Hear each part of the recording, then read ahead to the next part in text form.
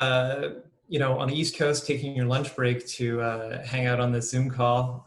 My name's Adam Amos-Binks. I'm the Chief AI Scientist at Applied Research Associates. In a previous life, I was a government program manager that really spawned some interesting research ideas, and I decided to move on to that full time. And this is one of the fruits of that labor. I've had the pleasure of working with Rogelio on this, a longtime colleague. He works at the University of Utah. He's an assistant professor there. And he's actually going to be on the Slack channel while I'm talking here to answer any questions if you have them, if you want a real-time answer, or if there's so many questions in this interesting talk that it overwhelms Matt and he can't get to them all. So feel free to ask them in a streaming way, and Rogelio will endeavor to respond to them in real time. So the talk is called Goal Elicitation Planning, and the central idea of it came from this idea from producing intelligence. So not the gray matter kind, but the kind that three-letter agencies produce. And this is the concept of intelligence I'm talking about. So the corporate capability to forecast change in time to do something about it. I like this quote because it really captures the need to see ahead and then to act on it. It can't just be enough to think something's going to change. There's lots of real-world examples, particularly ones that have to do with humans. I picked a few examples here from popular culture because there's no way that can be linked back to any previous career I had. So in The Hunt for Red October, Alec Baldwin, Jack Ryan, incidentally a CIA operative, is wondering and trying to figure out how Remus, that's Sean Connery, is going to get all his crew off this nuclear submarine. And he kind of has this aha moment and realizes what he's going to do, and then is able to act in time to sort of coordinate and facilitate Remus's defection from the USSR. So really interesting narrative example of plan recognition and someone recognizing change in time to do something about it and cooperate with someone who would otherwise be their adversary. Another good example we have is from A Few Good Men. Tom Cruise, which is Lieutenant Caffey, is trying to prosecute Jack Nicholson, and for a cover-up in the death of a Marine. And Cruise realizes that Jack Nicholson, Colonel Jessup, has acted in a way that he can exploit, and so eventually goads and elicits confession from Nicholson in this. So both really good examples of the use of acting to elicit other people's goals. So our production budget's considerably less than Hollywood. So we have Grid World, in which case we have an agent here in C1 pursuing a goal of arriving in A6. And the way, the problem with this and trying to solve this is most of the methods to do this kind of recognition are called PAIR, Plan, Activity, and Intent Recognition. And there's sort of two flavors of the ability to forecast change using these methods. That's kind of precisely the task that PAIR is charged with doing. We have online methods, which are strictly about observation. So we would observe our target agent here moving along that red path, and eventually when they get to either B6 or D6, we would know for sure what goal they were heading to. Otherwise, it's ambiguous until that point. The problem with this is you have to wait. It's completely passive. You wouldn't know until that end, until they acted in and moved to B6 or D6 if they were pursuing G1 or G2. In contrast to these online methods, there's been a really interesting new work done called goal recognition design, which is done offline before any kind of movement is done in designing the environment, designing the task environment. And the primary goal of that is to make an agent reveal by design their true goal well ahead of any kind of observation. So in this case, the modification here in this offline method on the right-hand side is there's a barrier forcing this target agent to move to B1 or D1, sort of revealing their intentions immediately, rather than having to wait until for a number of observations. The problem with that is, there's not always enough of a window in time to do something about it. So in the online case, you wait and wait and wait. And in the offline case, you may not have the ability to change the task environment. It might be fixed. So you might not be able to do these really clever tricks and remove actions and form the environment.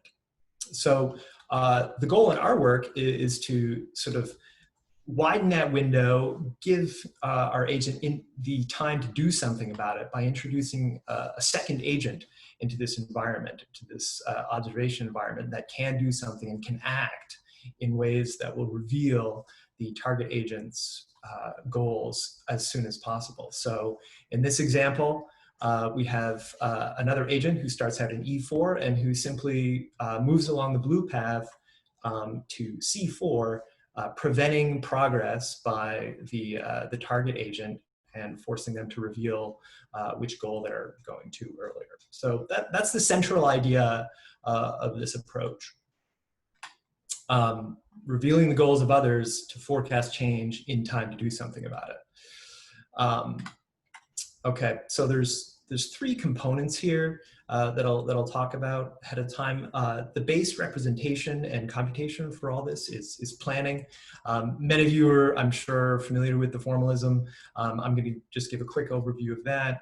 We'll talk about how that informs goal recognition design and then ultimately goal elicitation planning. So first off, we'll talk about planning. All right, so a planning problem in a nutshell, again, totally simplified overview. We have our initial state, we have our target agent who begins in C1 over on the left-hand side of the diagram, who's got a goal state of arriving at A6. You can see that's where G1 is, and can get there by this series of actions. This syntax that you see on the screen is PDDL.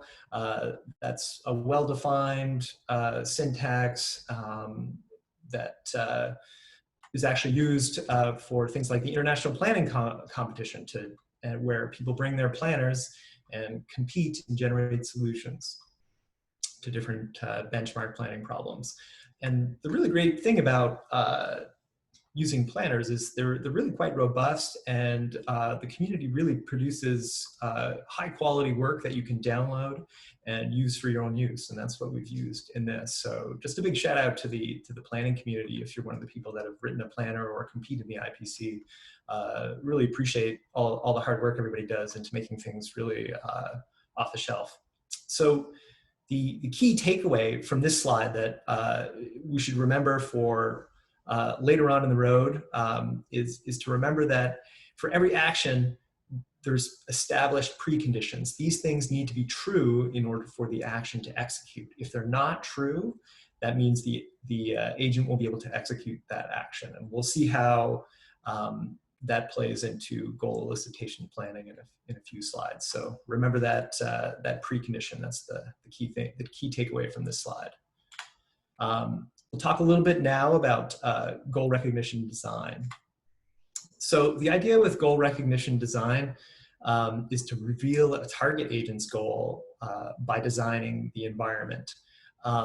This is in contrast to most pair methods that are typically passive, receive observations passively online during execution. Now, there are some advantages to that. It means you're not interfering with the environment, you're not affecting an agent, but it does have its limitations if you're trying to do something about it.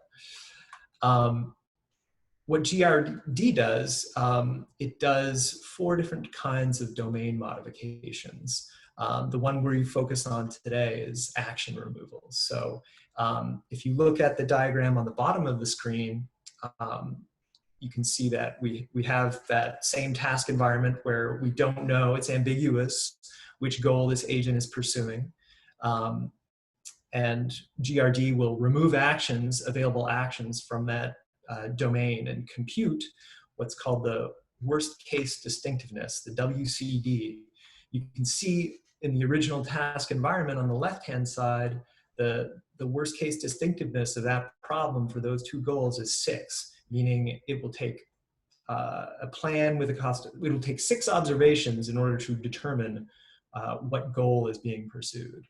And GRD computes that for every action in the domain for the different goals and gives a WCD for both the original problem and then for every action removal. Computes what that minimum WCD is. So what's the modification, the action removal that will reduce this WCD down to its bare minimum?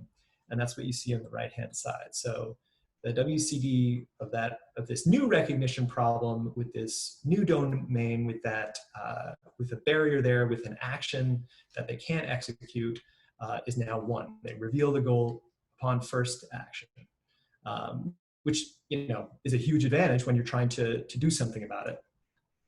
And so again, the key takeaway from this slide from GRD is this worst case distinctiveness measure.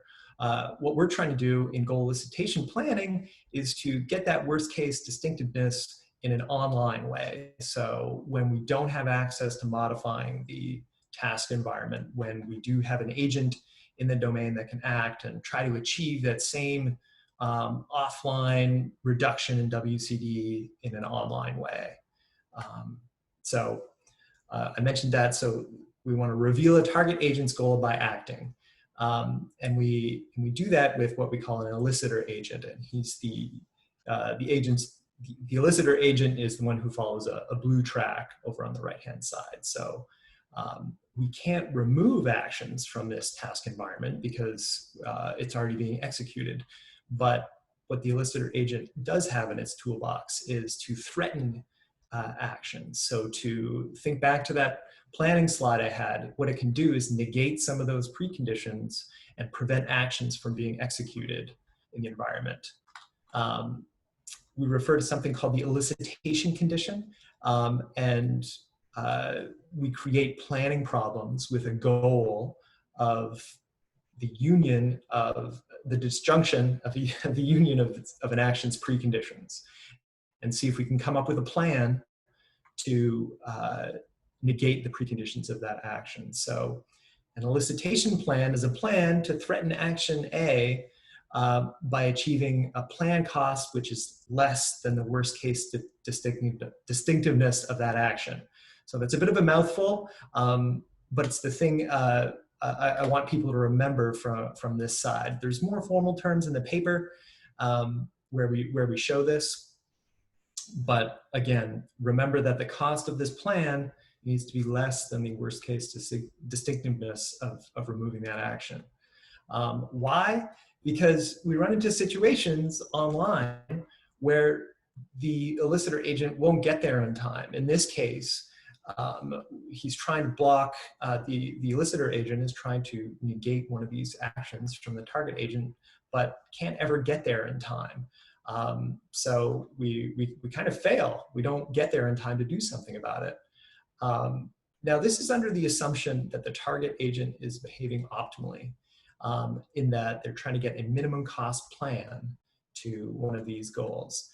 If that's relaxed just a bit, and we include a non-optimal target agent in that instead of a minimal cost plan, they have a budget to deviate from that plan. We actually can arrive in time to do something about it. So in this case, in the middle panel, our goal elicitor agent, because the target agent kind of takes a bit of a detour, it provides just a big enough window for our elicitor agent to arrive there in time and force the target agent to reveal where they're going, because they've already used up their budget of 2.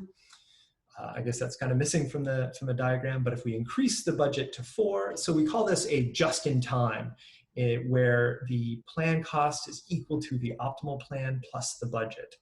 In another case, where there's lots of time, where we increase the budget to 4, the elicitor agent can actually have time to do other things before getting there in time. So all these cases provide just a bit more of a window to get there in time to do something about this this change, this imperfect information we have about the other agent's goals. There's more formal definitions in the paper. Please check them out if you're into that. This is really just a high-level overview. So a few empirical results to whet your appetite a little bit. I'm just going to do a quick time check here. All right. So for our optimal agent, where we need the plan length, where the cost of the plan needs to be exactly equal to the WCD, we do pretty decently. And this is kind of the worst case scenario. If the target agent is behaving optimally and there's no real margin of error for our elicitor agent across these 5 problems, we can see that we're equal. The GEP, the goal elicitation planning, is equal to the GRD, which is the offline version. So we're able to get online performance equivalent to offline performance. And this is great in where you can't modify the task environment. So you can still reveal someone's goal very early, as early as possible.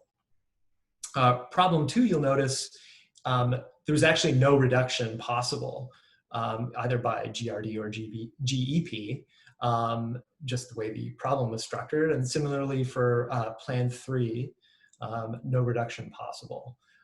Plan 4, things are kind of interesting because we were able to achieve a reduction in GRD.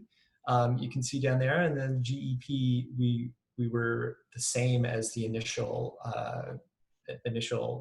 problem without doing any kind of reduction. So we weren't able to find a plan in time to do anything about it. Plan 5, again, we found a plan and we're able to get that online performance the same as offline performance. So interestingly, with our non-optimal agent, we found similar things across all the problems except for problem 4, where that extra budget, that margin of safety that's afforded by having a non-optimal agent who sort of deviates their path a little bit, provided enough window for us to find a plan that would block the optimal path, or the optimal plus budget path, and reveal that agent's goal at the same performance level as the offline version. All right, so when you want to act in an environment, it's good to have a bunch of options. And so this is same problems, but looking at the number of actions that achieve that minimum WCD reduction. So in problem 2 and 3, it's not surprising there are no actions because we weren't able to achieve a reduction. In problem 1 and problem 1, obviously the online version wasn't quite as robust as the offline version. We weren't able to find plans for all the actions, but in problem 5, there was only 1 action and we did find it, whereas problem 4, just like the previous slide, we weren't able to achieve that reduction, but there was only 1 action that GRD found to get that minimum WCD. When we talk about the non-optimal agent, interesting result here is what we already know we find in problem 4 that we find, we already know in problem 4 that we end up finding an action that we can block. But the interesting thing, I think, in this non-optimal agent case, we're able to increase the options our elicitor agent has for eliciting the target agent's goals. So we envision in this that the agent has more than just one thing to do than to walk around on a grid. He's got other things to do. So it's good to have more options here to anticipate change. All right, so kind of a quick segue to our conclusion because we're running into time, but the real goal here was to try to operationalize some of the complex reasoning that takes place when you're trying to produce intelligence. So namely to forecast change in time to do something about it. So I believe we moved the needle a bit on this.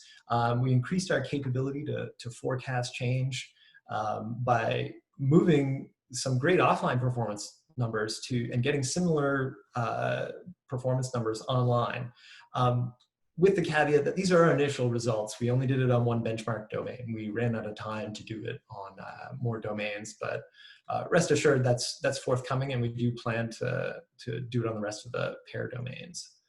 And again, we increased the time to do something about it. Interesting note with doing that with optimal and non-optimal target agents.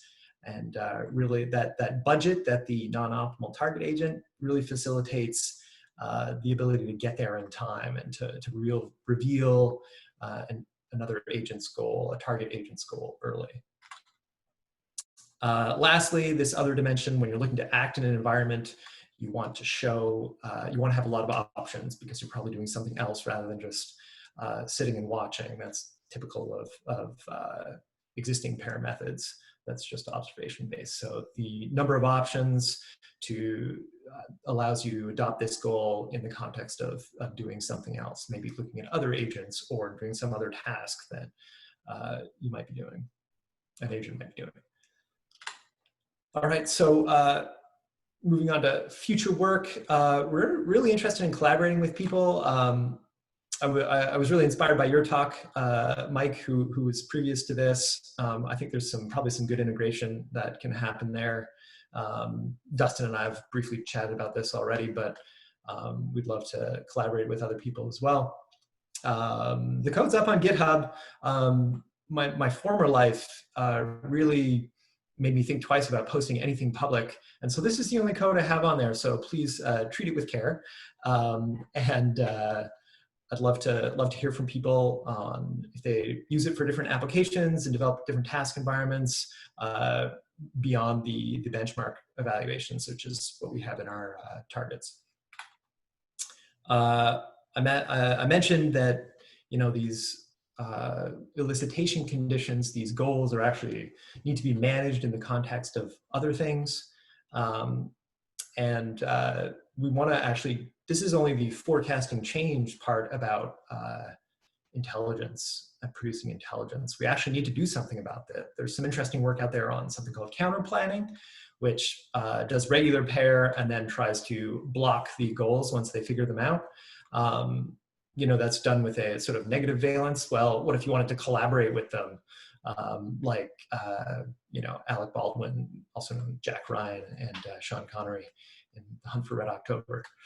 All right, and just a note of kindness from that really needs to be acknowledged. In the reviews we got back, I'm sure everyone's had some just good experiences getting reviews and bad ones, but this one was really exceptionally good, and we just like to shout out to the anonymous reviewer who said that one of our figures was a beautiful figure, and that's probably by far the kindest review comment that Rogelio and I have ever received independently.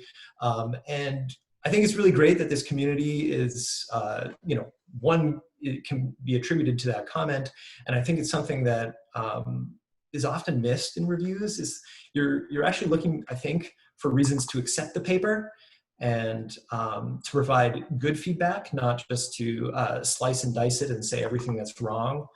I think we often miss highlighting the strengths of papers. So thank you to the anonymous reviewer. And that is the end of the talk. Happy to take questions. Matt, I guess it's over to you. So I am monitoring your Slack channel where your co-author is diligently answering all the questions before you get a chance to. But I'm gonna go ahead and ask you to answer some of them anyway to see if we can get some good discussion going afterwards. So Matt Clank asks, is there an assumption of shared observability and the action models to both agents are known a priori? So the assumption is a really simple one in that everything's fully observable. That one of the design modifications that GRD does is observability of actions.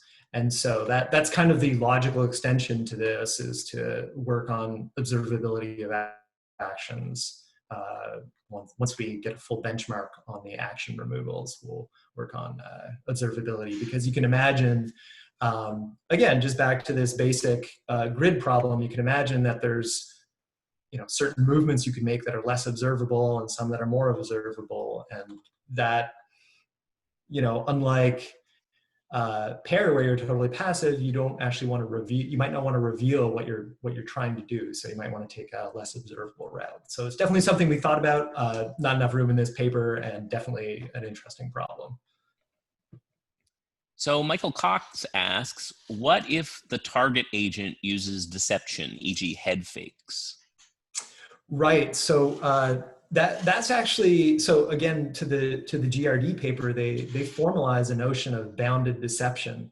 So that budget I talked about in the non-optimal agent, that's actually used as a head fake to say, well, you want to try to convince an observer or an elicitor that you're going somewhere else, and so that is something that would need to be managed too.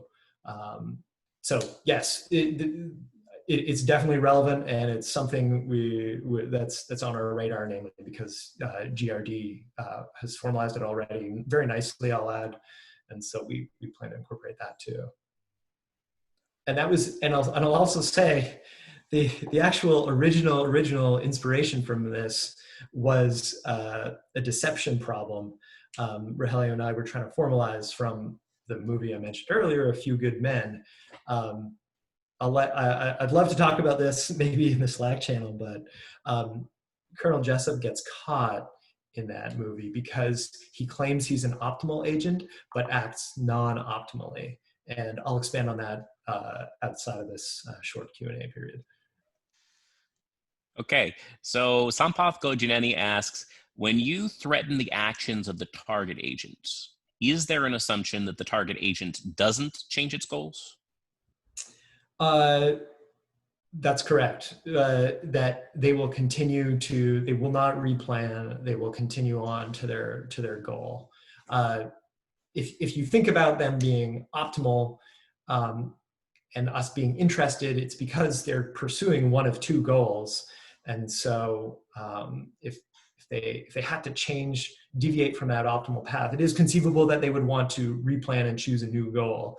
But I guess that would have to be taken into account from this elicitor agent. So you would either, it's kind of a third option. It's not going to this goal or that goal, but picking some new goal, then we might not be able to assume that next action would be going after the original goals if it wasn't on the optimal path anymore. That certainly could be an option, but the agents that we're going after here are pretty simplistic.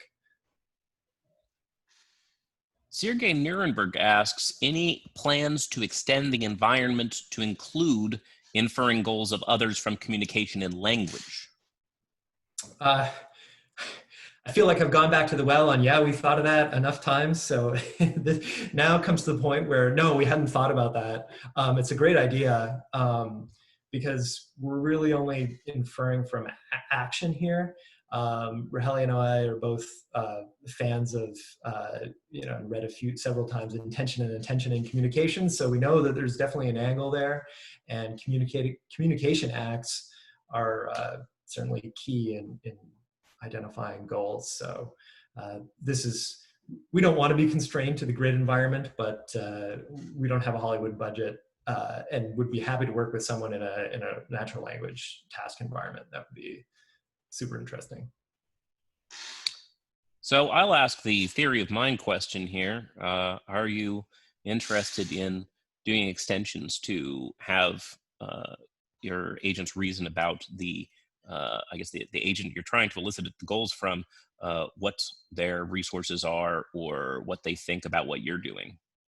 Yeah, so that's, again, that kind of goes back to the original motivations of this, is this, first and second order theory of mind. I want you to think something that I'm doing so I can figure out what you're doing. That's kind of it's a complex problem, and we are interested in it. We know that this simple grid world is not reflective of what we actually want to do. So yeah, definitely a theory of mind angle here. And some of this, if you think about I'm blanking on the names, but the basic BDI decision loop,